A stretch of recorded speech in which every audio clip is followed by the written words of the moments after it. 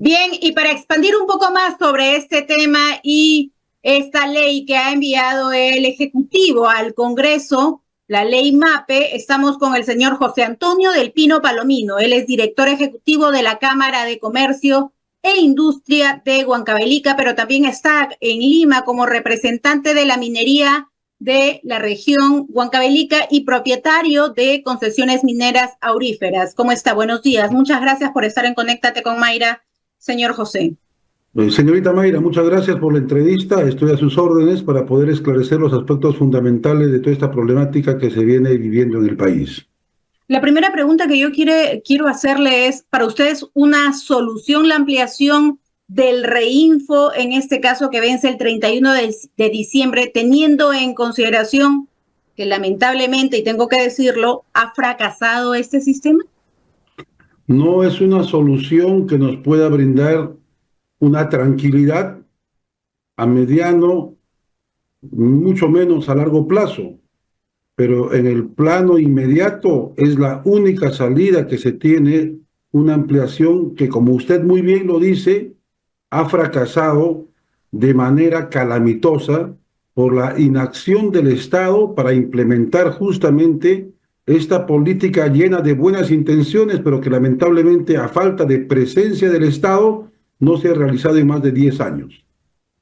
12 años, lamentablemente, que vienen sufriendo ante esta ineficiencia, incapacidad que pasa de gobierno en gobierno y que han puesto entrampamientos en este sistema de reinfo, porque cuando tú quieres formalizarte, no vas a poder, no vas a encontrar porque hay trampas. Entonces, ¿cómo hacer una ley de repente o una ampliación con las mismas reglas de juego? Antes de pasar a esta ley MAPE que me interesa mucho, yo quiero salir de esta duda. Las funciones de la minería artesanal y la pequeña minería está a cargo o está administrada estas competencias por los gobiernos regionales. En este caso, ¿usted considera que esta ha sido la mejor decisión, que los gobiernos regionales se hagan cargo? ¿Han cumplido la expectativa? ¿Han hecho un buen trabajo eficiente? Mire, eso parte de un tema macro, que es justamente la ley de descentralización y la ley de regionalización. Bajo esos dos marcos legales se tiene justamente la transferencia de funciones no solamente en el sector minería, sino en todos los ministerios. Por tanto, decir que es malo el proceso de descentralización y regionalización no sería lo más atinado porque estaríamos faltando la verdad. Pero si aterrizamos específicamente en el tema de minería, lo que sucede es que no se han implementado en los gobiernos regionales, vía el Ministerio de Energía y Minas, la cantidad suficiente y necesaria de profesionales que puedan atender la cantidad de petitorios mineros y de procedimientos de formalización vía reinfo, presentación de certificados de operación minera, el día, la declaración de impacto ambiental, todos esos trámites que, como usted muy bien está señalando, son no necesariamente las trampitas en el camino, pero sí son los obstáculos. ¿Para qué? Para que justamente no se dé una solución a la problemática de la minería artesanal. Yo le preguntaba esto porque justamente yo he visto estos temas y lo vengo tocando hace muchísimo tiempo. Yo he ido a Madre de Dios, a La Pampa, he ido a diferentes regiones justamente por este tema de la minería. Entonces, dentro de ello hay distintas regiones, y no sé si será el caso de su región, que no hay profesionales técnicos para que le den viabilidad o le den solución y sea un proceso que tenga eficiencia. Mire, todo pasa por un tema coyuntural, si me permite, muy rápido, en 10 segundos. Claro. A mayor demanda, presentación de petitorios para que nos entiendan, obviamente tiene que haber mayor cantidad de profesionales que atiendan este proceso. Si usted se pregunta o investiga, el año pasado, ¿cuántos petitorios? Y para que nos entienda la población, se realizaron el año pasado 10 petitorios, 23. Hasta lo que va del año 24, en base a este ejemplo de 10 petitorios, ahora se han realizado 60 petitorios, o sea, 6 veces más. ¿Y esto debido a qué, señorita periodista? Debido a que la actividad económica de la minería está en alza a escala mundial. Por lo tanto, está rebasando en la capacidad a los funcionarios y burócratas, en el buen término de la palabra, del Ministerio de Energía y Minas y de las oficinas que son las direcciones regionales, como usted muy bien lo ha señalado. Más allá de burócratas, discúlpeme, yo creo que hay una incapacidad, ineficiencia dentro de este ministerio del gobierno y de distintos gobiernos que han esperado 12 años que nuestra riqueza no pueda ser formalizada. Tenemos un país con el 80% de informalidad y tenemos una riqueza que se está prácticamente no solo convirtiendo en el lado informal, sino ilegal, porque tenemos tres clases de minería en la pequeña, ¿no? La artesanal, la que está en proceso de formalización, y la minería ilegal. Antes de pasar a ese tema, a mí me gustaría saber la opinión que usted tiene de este proyecto de ley, la ley MAPE, que propone el Ejecutivo, ¿no? Ya fue recibido en el Congreso de la República, donde les dan plazo de 6 meses para el trámite de formalización, teniendo en cuenta que lo que no se hizo, como vuelvo a repetir y recalcar, en 12 años, lo quieren hacer en 6 meses. Mire, los 6 meses bienvenidos, pero ¿qué sucede si en esos 6 meses el propio Estado, y en este caso el Ejecutivo que propone esa ley, no cumple con siquiera habilitar ventanillas para la atención a todos los requerimientos que presentamos los mineros artesanales y los que están incluidos dentro del REINFO? ¿Qué puede suceder? Usted lo acaba de decir, imposible, habrá que ampliar 6 meses más y entramos pues en el gran bonetón y nunca encontramos la solución. Por eso, si es que mientras tengamos las mismas reglas de juego en ese proceso de formalización, siempre va a ser un fracaso. Sí, a eso quería llegar. Aquí lo que se trata es, en principio, de entender que la actividad económica de la minería, porque es el pilar fundamental de nuestro país, 8.9%, a veces llegando al 10% del Producto Bruto Interno, y 60% de las exportaciones. Cuando hablamos de exportaciones, significa 60% de divisas que ingresan al país por la minería. Ojo. Entonces, ¿qué sucede cuando no hay normas, leyes que reconozcan esta actividad económica minera, de la minería artesanal, de la pequeña minería? Simplemente es darle la espalda a la realidad del país. Y un caso importante es saber diferenciar el aspecto de la informalidad. ¿Por qué? Porque nosotros no somos informales dentro de la economía nacional. Muy bien, podemos ser informales si en stricto sensu hablamos de minería, correcto.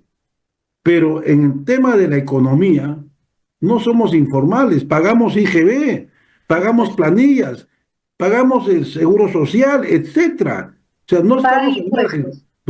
Me permite, por favor, 5 segundos. No podemos confundir a un minero artesanal o pequeño minero y decirle informal, porque definitivamente nosotros, por ejemplo, no vendemos nuestros productos pues fuera de un control de trazabilidad, y por lo tanto, si yo encuentro, por ejemplo, ¿no? Y con la consideración y la disculpa del caso, a un señor ambulante que no pague IGB, ese sí es informal, lamentablemente, pero nosotros no somos informales en la situación del desarrollo económico del país.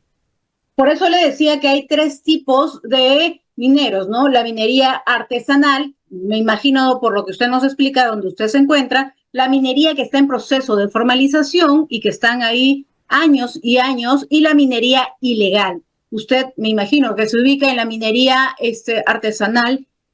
Quiero saber el contexto. Ustedes pagan sus impuestos, pero termina siendo no una minería, entre comillas, para el Perú aceptable, de cierta manera. ¿Cómo sale esta minería en proceso de formalización del Perú?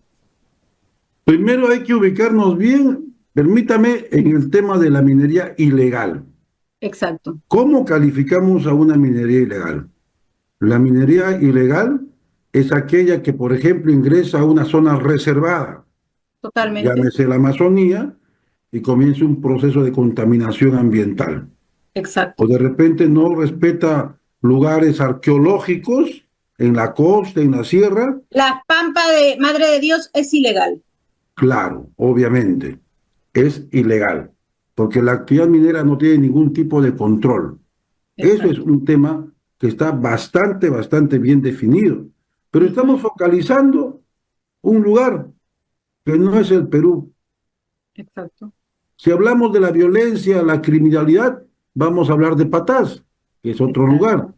Yo he dicho en entrevistas anteriores, ese es responsabilidad del Estado y no, discúlpeme, y no del Ministerio de Energía y Minas, esa es responsabilidad del Ministerio del Interior, esa es responsabilidad de las fiscalías.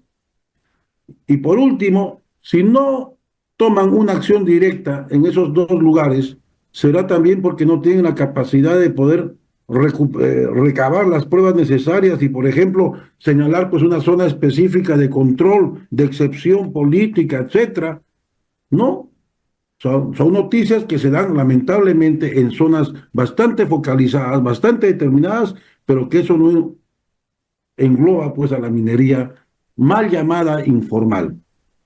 Mire, definitivamente, dentro de lo que usted me menciona, existe, y por qué no solamente es problema de el Ministerio del Interior, sino de estas leyes que han logrado, que han permitido que la minería dentro del país, llámese artesanal, llámese en proceso de formalización y llámese ilegal, dé un paso adelantado a las organizaciones criminales y a la criminalidad. Porque le voy a leer solamente un proyecto de ley en donde prácticamente para mí es muy dañina. Ley 31989, que impide la incautación de material usado en la minería ilegal, explosivos, armas, etcétera. En una última conversación con un general de la policía me decía que las extorsiones en la región La Libertad prácticamente se daban justamente con estos explosivos que no podían incautarlos y que había desatado totalmente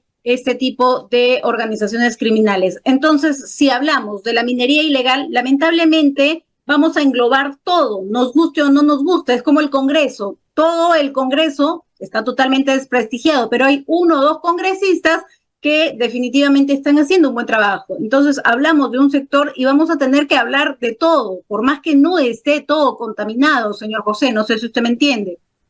Sí, mire, es clarísimo y lo que dice el general también tiene pues un punto que de repente no lo dijo muy claro. Estamos hablando de incautaciones de materiales. Uh -huh. La dinamita, el mercurio, por sí solo no causa ningún daño al medio ambiente, definitivamente. Causa daño al medio ambiente o altera una situación de tranquilidad de un cartucho de dinamita o lo que sea, cuando el hombre manipula sin autorización. O sea, es el ser humano, el minero, digamos, inconsciente, informal, que manipula y obviamente genera un daño. Entonces, ¿por qué tanto miramos, disculpe usted, por qué tanto miramos los explosivos, que esto, que la draga, como que si la draga estuviese automatizada a nivel de China? Hay un operador. Ese operador tiene que ser capturado, generarle un buen atestado policial, procesarlo y asunto solucionado. Eso lamentablemente no hacen y queremos una explicación por parte del Ministerio del Interior. ¿Por qué no pasa esto? Porque lamentablemente, señor José, tenemos un país lleno de corrupción, en donde las instituciones públicas no da confianza, no da credibilidad y no hay una institucionalidad en cada sector de cada institución que tiene las competencias para dar la tranquilidad al país. Si no tenemos esa fiscalización oportuna, por eso yo le hacía la pregunta hace un momento, ¿cómo sale esa minería supuestamente ilegal, informal del país? Tiene que salir por las narices, perdóneme, por las narices de los mismos policías y de los mismos efectivos. ¿No lo vieron? Esta minería que yo he podido ir a La Pampa, donde prácticamente en toda la pista venden insumos para la minería, ni un solo policía, nadie lo controla. Entonces, por eso es nuestra preocupación, porque somos realistas del país en el que nos encontramos, lamentablemente.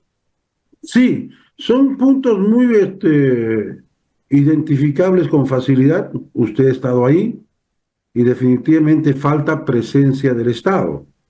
Si el Estado se hace de la vista gorda, definitivamente pues esa situación de ilegalidad, de alteración al medio ambiente, sin justificación, sin planes de remediación ambiental, se van a dar permanentemente. Y por ahí obviamente no está la solución. Pero ese es un aspecto en los cuales, permítame usted, es una minería que se desarrolla pues de manera agresiva, de manera brutal contra la naturaleza y que no Narcominería la tienen, llaman ya. claro, y ojo, no hay que confundir, no tienen reinfo, por si acaso, están al margen. Le comento, hay incluso personas que tienen más de 5, 7 reinfos, que tienen muchísimos reinfos, y yo he podido leer los expedientes de cada persona.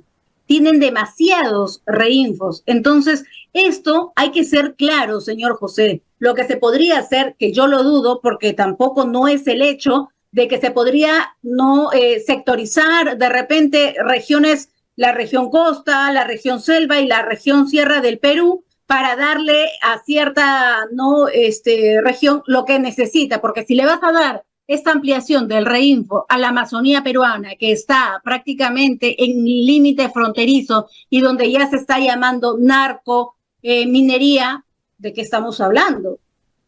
Mire, eso ya es un ribete bastante exagerado porque no podemos hablar de actividades económicas. Si bien es cierto, el narcotráfico es una actividad económica, es otra actividad económica que no tiene nada que ver con la minería.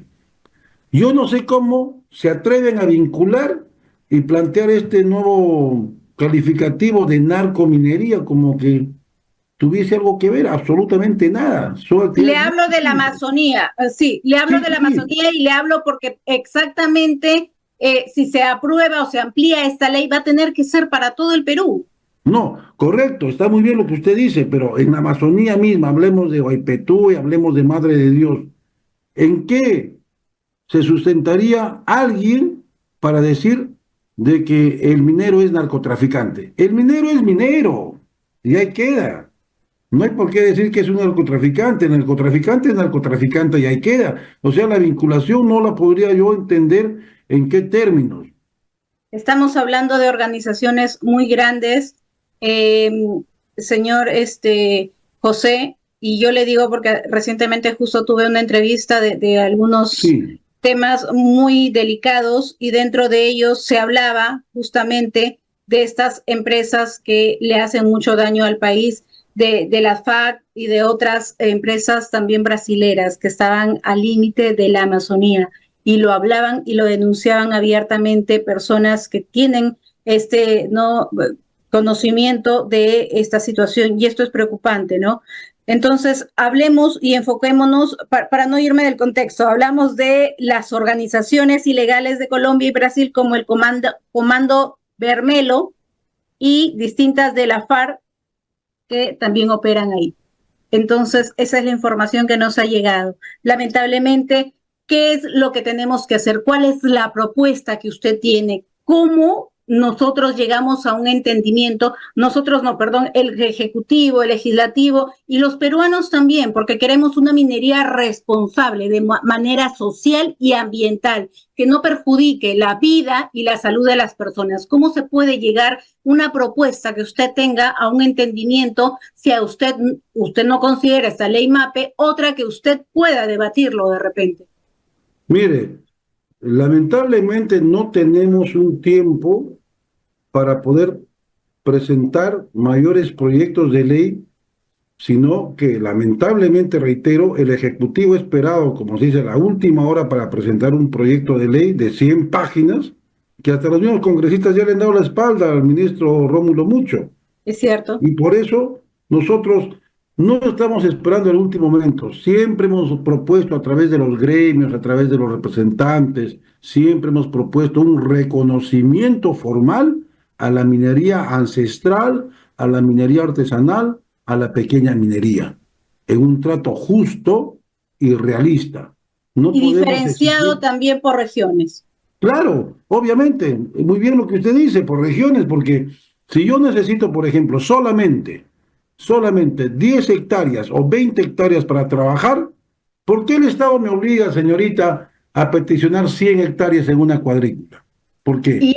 Y también hacerle de repente una modificatoria a la ley 27015, ¿no? Que regula algunas concesiones mineras en las áreas urbanas. Y esto es muy importante porque si queremos una formalización o una ampliación de este reinfo y vas a ir con las mismas reglas de juego, entonces no engañes al Perú, pues no le engañes a los mineros y dile que se puede o no se puede y anda directo, qué se puede hacer, qué no se puede hacer, qué se va a mejorar y qué no se va a mejorar, porque lo que no queremos es que una minería termine convirtiéndose, y le digo con sustento de evidencias, imágenes y todo, que se termina convirtiendo en organizaciones criminales, porque cuántas mineras artesanales no son extorsionadas prácticamente por estas mismas organizaciones. Queremos un cambio y este cambio, no sé si este gobierno tenga la capacidad para hacerlo.